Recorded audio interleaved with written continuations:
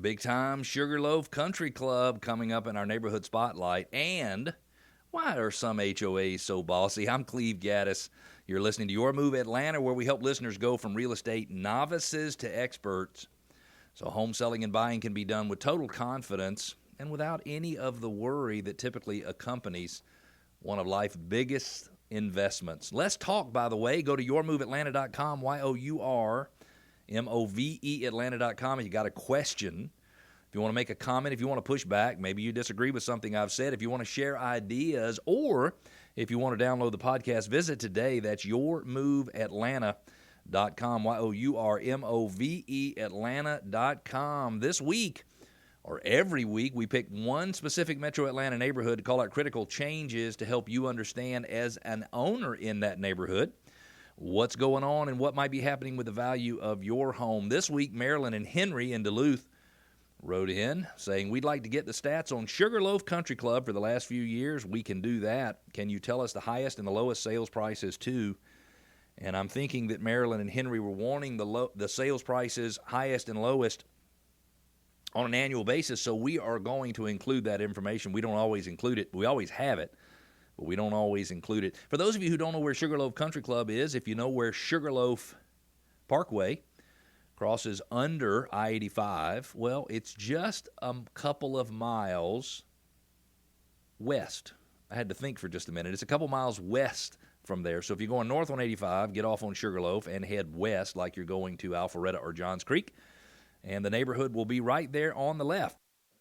In 2017, the average sales price of a home in Sugarloaf was $1,032,000. Now, there were 42 homes sold. They took 91 days on average to sell. High price, $3.450 million. Low price, $578,000. Let's move on to 2018 when 42 homes sold, same number as 2017. It took 122 days to sell. So it took a good bit longer. It took another 30 days to sell a home in 2018 than 2017. The average sales price increased, though, to $1.1 million.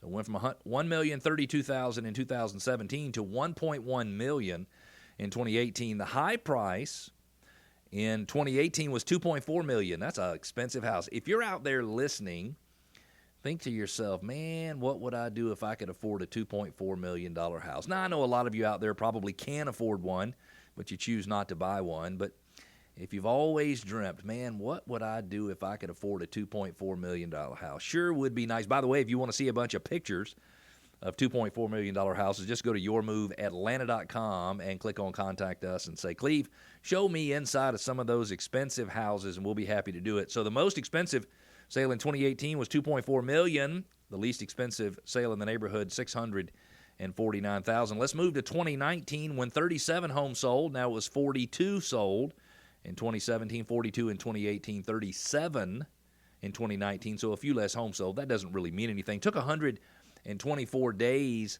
to put a home under contract, so it went up 2 days from the 122 days of 2018. The average sales price was just about flat. Now, it went down just a little bit. I'm going to call it flat because we're talking over $1 million homes.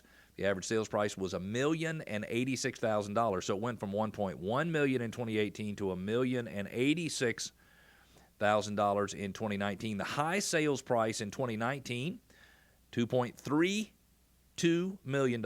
Again, high price, $2.32 million. Low price, $635,000. So just real quick for Marilyn and Henry, high prices, 2017, 18, and 19, $3.45 million, $2.4 million, $2.32 million. Low prices, 2017, 18, and 19, $578,000, $649,000, $635,000. Right now, there are 37 homes available for sale in the neighborhood.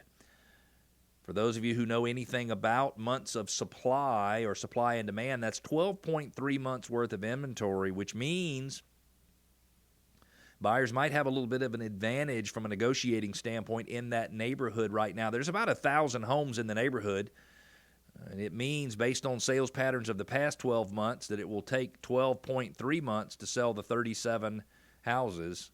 And if you think about it, 37 homes sold last year, 37 are currently listed. It makes sense that it would take a full year to sell all 37. So my advice to you, if you're in that neighborhood and you're thinking, oh my God, I can't get my house sold because there's so many out there listed, make sure your house shows better than all the rest and make sure it's priced correctly.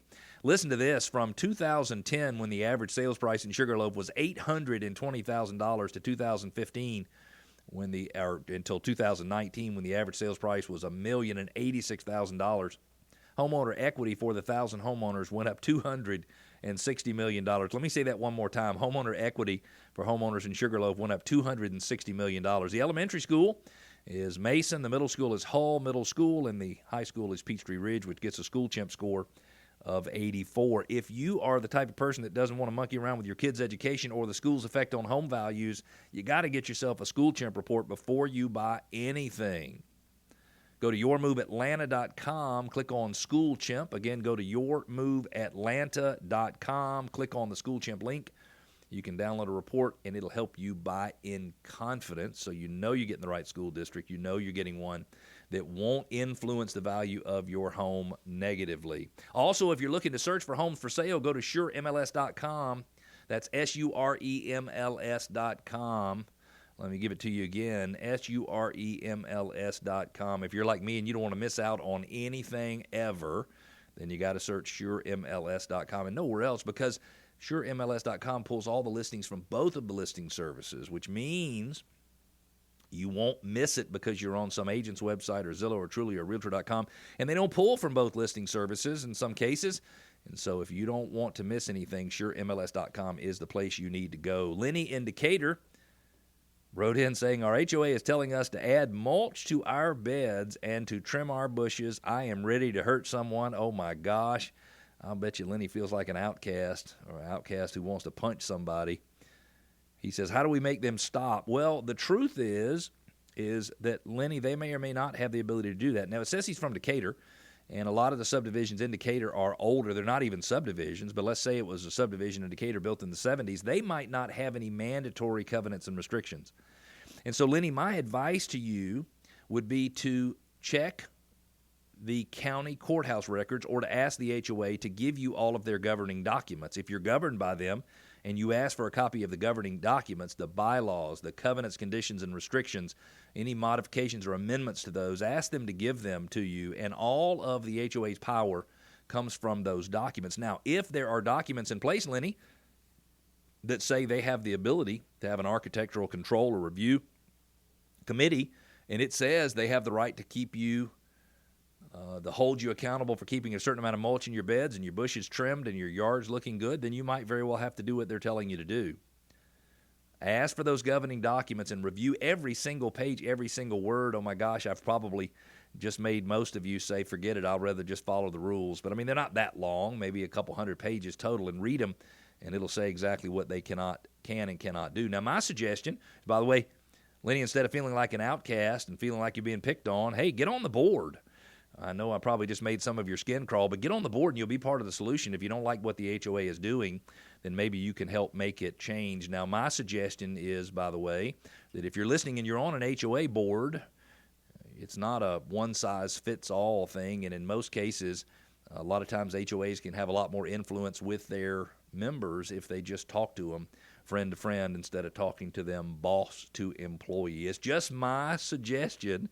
If you disagree with me, feel free to go to yourmoveatlanta.com, YOURMOVE Atlanta.com, and push back just a little bit. You can tell me, Cleve, shut up. You don't know what you're talking about. If you feel stuck because you want to sell your home, but you're concerned that the coronavirus will force you to sell it for less or that it'll take you forever and that you might miss any time frame or deadline you have, you shouldn't feel stuck at all. The coronavirus might have even given you some better options. Let me show you how to get $28,000 more than what your neighbor sold his or her home for. And let me show you how to make your timing work out perfectly, and we can ensure that everybody's safe during the entire process as well. Just visit yourmoveatlanta.com. That's YOURMOVE Atlanta.com. And click $28,000 more to unlock your home's full value and make timing really a non-issue. But be careful. Don't you click that $28,000 more unless you want to sell your home for more than your neighbors. And they might be mad at you when you do. Again, it's yourmoveatlanta.com, YOURMOVE Atlanta.com, and click 28,000 more. If you're liking what you're hearing, please subscribe to our podcast and recommend it to family and friends at yourmoveatlanta.com to sign up. We hope you'll join us. We hope you will join us on next week's show. We'll be here. Take care.